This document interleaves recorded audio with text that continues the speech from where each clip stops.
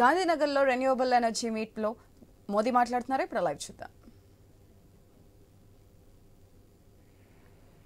बीते 100 दिनों में 15 से ज्यादा नई made in India semi high speed Vande Bharat train launch की गई है.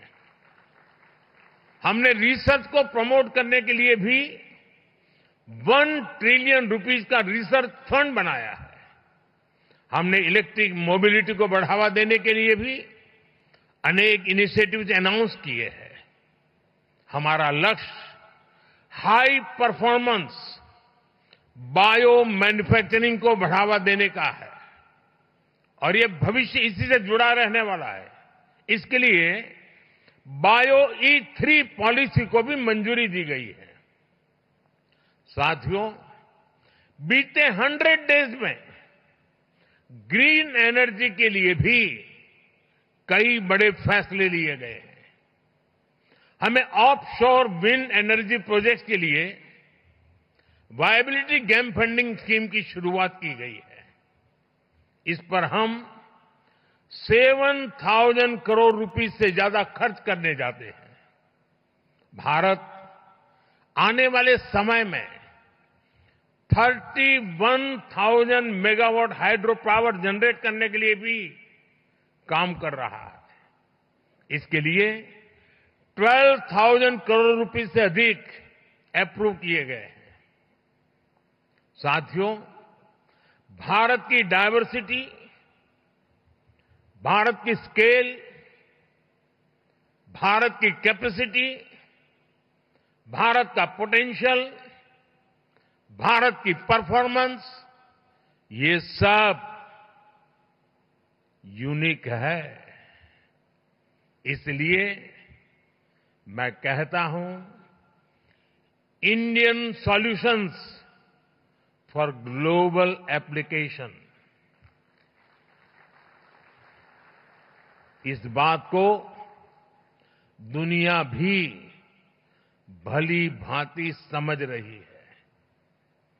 आज भारतीयों को ही नहीं बल्कि पूरी दुनिया को लगता है कि भारत 21st सेंचुरी की बेस्ट बेट है.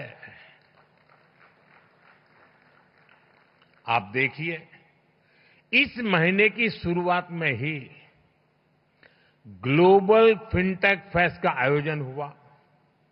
इसके बाद फर्स्ट सोलर इंटरनेशनल फेस्टिवल में दुनिया भर से लोग शामिल हुए. फिर ग्लोबल सेमीकंडक्टर समिट में दुनिया के कोने कोने से लोग भारत आए. इसी दौरान भारत ने सिविल एविएशन पर एशिया पैसिफिक मिनिस्ट्रियल कॉन्फ्रेंस के आयोजन का दायित्व निभाया. और अब आज यहां हम ग्रीन एनर्जी के फ्यूचर पर चर्चा के लिए जुटे हैं. फ्रेंड्स, मेरे लिए ये बहुत सुखद संयोग है कि गुजरात की जिस धरती पर श्वेत क्रांति, मिल्क रिवॉल्यूशन का उदय हुआ, जिस धरती पर मधु क्रांति, स्वीट रिवॉल्यूशन, शहद का काम, उसका उदय हुआ, जिस धरती पर सूर्य क्रांति, सोलर रिवॉल्यूशन का उदय हुआ, वहां ये भव्य आयोजन हो रहा है. गुजरात भारत का वो राज्य है जिसने भारत में सबसे पहले अपनी सोलर पावर पॉलिसी बनाई थी. पहले गुजरात में पॉलिसी बनी, इसके बाद हम नेशनल लेवल पर आगे बढ़े. दुनिया में, जैसा अभी भूपेंद्र भाई ने बताया, क्लाइमेट के लिए अलग से मिनिस्ट्री बनाने वालों में भी गुजरात बहुत आगे था.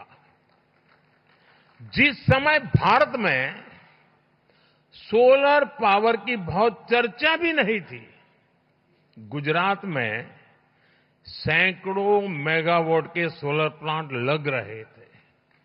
साथियों, आपने भी देखा होगा, ये जो वेन्यू है, इसका नाम महात्मा गांधी के नाम पर है, महात्मा मंदिर। जब दुनिया में क्लाइमेट चैलेंज का विषय उभरा भी नहीं था, तब महात्मा गांधी ने दुनिया को सचेत किया था। और महात्मा गांधी का जीवन देखेंगे तो मिनिमम कार्बन फुटप्रिंट वाला जीवन था।